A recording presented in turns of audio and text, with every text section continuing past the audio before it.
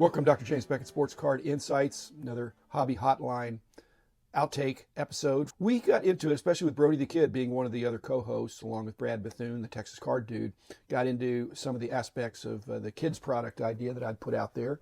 And for you who've listened to this podcast faithfully, you know that I put out some details. Brody had some additional comments. We batted that around. Hopefully that's something you will enjoy. The follow-up on that. Thanks Hobby Hotline. Thanks sponsors, Topps Panini Upper Deck, Heritage Auctions, Hugs and Scott, Stadium Sports Cards, Burbank Sports Cards, Comcy.com, and Beckett Media, Beckett Grading, Beckett Authentication. So here it is, the excerpts from the Hobby Hotline episode from April. I listened to your podcast about the card set for kids. It's got to be reasonably priced and have some stuff in it that is a draw for kids. But I'm sympathetic to the card companies. Two of their biggest expenses are autographs and game used material. If you take that out, then you'd have a complete or total type product, a large checklist that had players and people in the game that would help the younger person understand the game. I think you could put out a set pretty economically with some parallels. I also added the wrinkle that the autographs, whether it's Topps or Panini or Upper Deck, whatever sport it is, they wouldn't pay for the autographs. They'd say, look, this is a kid's set. If you want to sign, you can sign, and we'll put it in there. I think it could really keep the cost down, and you could have kids that could buy boxes, not just packs. And it'd be hard to put together a set. I think the parallels could go for a pretty good price. I think adults would still like it, but I hope they wouldn't try to monopolize it and keep it away from the kids. That's the line I'm trying to straddle. I got some good feedback from people who added and subtracted to my idea, so I'll probably do a follow-up. So what was your take on that? No, actually, I thought it was really cool. You talk about the parallels. I think it's interesting because if you have this huge set with, say, 1,000 cards, let's just say that. If there's one parallel per pack and there's 10 cards per pack, to get a Mike Trout, it's 100 packs. So it's going to be hard to get that, obviously. So they'll go for a good amount of money, but they're going to be really hard to find. I think it's an interesting idea, and I like the free autographs too to keep the expenses down because then they can put out more of it, which is good, I think. In my set, Mark Cuban could be one because he's the owner of the Mavericks. If it's a basketball set, I think that'd be a desirable autograph, and he doesn't need more money. When I did my Topps fan favorite card, let me just say the contract I signed with Topps to sign the cards for them was not lucrative. If you're a player, your prices and the fees are governed by the Players Association. But if you're not in the Players Association, if you're an owner, a general manager, a coach, a trainer even, they could explain the sport from their perspective. So I think it could be win-win. I think it's a cool idea to put coach stuff. There are no combo cards in the set, and there are no cards in the set that cannot be exactly identified with a team. This is really set up for every card goes with a team. There's no ambiguity there. I think there could be some regional interest. If you wanted all the White Sox, it would be clear if the case was broken, there wouldn't be a flip in the coin of which team the card went with. There could be fans in the set, but the fan has to be pick your team. I could see a Willy Wonka golden ticket thing that collectors could be in the set. Again, they have to identify with the team. They could sign autographs, and it'd be a fun chase. Yeah, then you went into the celebrity aspect of that podcast. And that's what really clicked with me. Because if you think about it, LeBron's a big Cowboys fan. Jamie Foxx is a big Cowboys fan. President Clinton, great big huge Arkansas fan. So that would be an additional kind of semi-chase because it's a crossover. Unless it's for kids, and Brody knows this, some doors open for Brody that won't open for me or for you, Brad, because they really want kids in the hobby. These complicating factors, President Clinton, he's not going to do it for a set that's going to be a get-rich-quick set or that somebody's going to hoard. But if it's for kids, there's a good chance that some of these celebrities would say, Mark Wahlberg or somebody might want to have his own card and autograph it. I think they might do it for kids.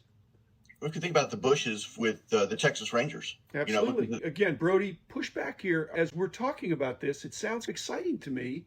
But then if you make it too good, then the kids are going to get cut out again. The adults are going to swoop in. I don't hear about Walmart and Target having kids lined up before 8 o'clock in the morning, ready to go in and get their blasters. It's a bunch of adults.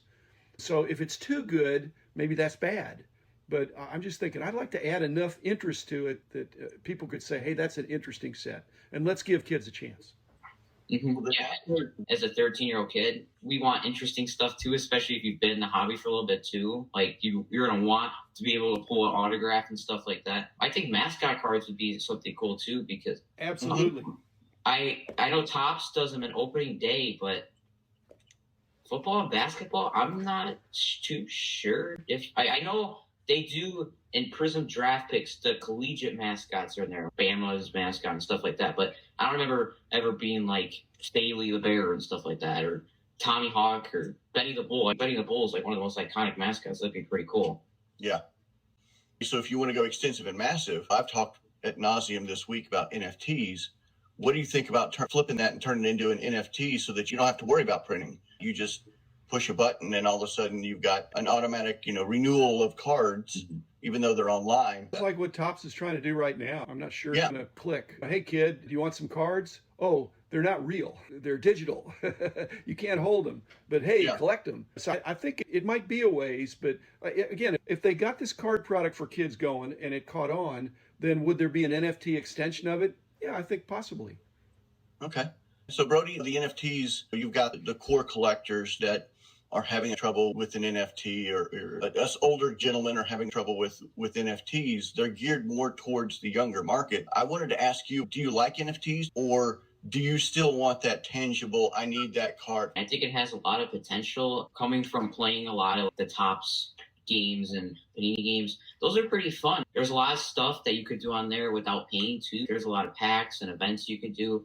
But I like to see where we're at with this in a couple months and see if it's died down or if it's really booming. I saw Blake Jameson did a huge thing with Terrell Owens, which seemed pretty cool. Man, if you buy the 1 of 1, you get a meet with Terrell Owens on a virtual hangout or whatever. Especially with like these celebrities, they could do stuff like that. If you buy the 1 of 1, it can send you an autograph or you can get a meet like that. Everybody's getting into NFTs. You've got the Three Stooges going into NFTs. Are we getting a little ridiculous with this, with the Three Stooges, or what?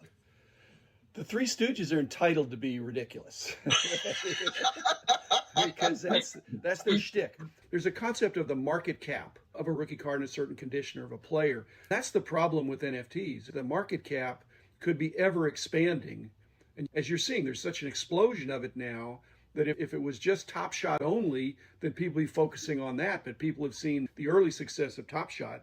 And so there's nothing stopping these entities that have certain rights, artists, licensing agencies, to any players who control their own stuff, to put out stuff. And so it's like a lot of times in the hobby, a good idea gets pulverized and beaten to death and overexposed. Top Shot is trying to control the distribution, and Topps will try to control the distribution. But Brad, you just named a whole bunch of others that nobody's controlling. You're not printing anything. You're producing something that has no cost of production. So that could be problematic. There's going to have to be a shakeout, because if everybody does it, they'll be all over the place and nowhere, because they don't exist other than in your digital wallet. Yeah, so then you've got Brady's company coming out with an autograph NFT. It just seems like once the prospects started coming out with NFTs, I just shook my head, and that's my point of going from kid sets to everybody having an NFT. I really wish there were more than one license holder for each of the sports, because I think it'd be competitive. But this is why they maybe don't want to do it. If there's just one licensee, one company, then the leagues and the Players Association can control or rein them in and can say, look, you're the person that does this, and here are the minimums and maximums perhaps that you can do. And so I'm sure Top Shot has the license for the NBA, and the NBA is not giving it to somebody else so they can also compete. They're saying, okay, Top Shot, we're going to monitor this because we don't want to kill the golden goose. That's a reason for these leagues wanting to control it. But they can't control Jalen Suggs because he's not under their... Another interesting thing about the NFTs is, you think about it, you pull a card out of a pack, that thing could have a messed up corner and it just went down way in value. These things all are going to be in the same condition. Like you could pull 1-on-1 on an NFT pack. It's a PSA 10 online condition, but you could pull a 1-on-1 in a real pack and it could be all messed up and grade a PSA 5. Top Shot's owner taking a pot shot at Topps and their product. From a professional standpoint, I didn't think it was necessary. I saw that, but I don't know that the guy was taken out of context, or people like to grab a sensational soundbite. But I've always felt it's not good to criticize the competitors. When I was in business, in the thick of it, the other people in the industry were doing some great things, and sure, they made some mistakes. We made some mistakes, but before the product's even out, Topps took a different approach than the Top Shot guys did.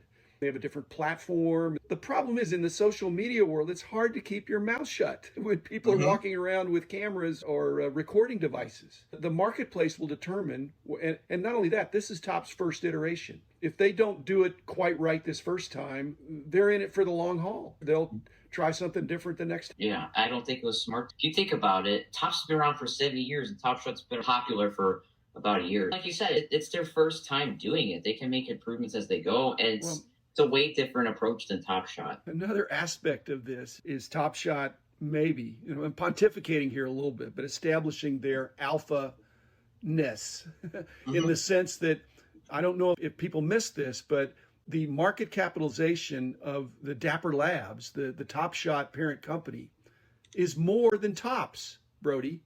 70 years of Topps doing really outstanding stuff and really carrying the hobby. And it's worth a billion something, $1.3 billion, $4 billion, whatever, when they're trying to go private. Top Shot's valuation is several times that already, even though it's been going for 7 months, not 70 years. Sometimes you want to say, I'm the 600-pound gorilla or 6,000-pound gorilla, whatever, in the room. I can take pot shots because I'm in the strong position. And Top Shot, based on their valuation, is golden right now. And Brian Gray is famous for saying we're in the second inning or something. But in NFTs, we're really in the first inning. I don't think it's even the second inning. So there's a long way to go, and it could change course. But there's going to be technology plays in our industry that are going to be of interest. It's interesting.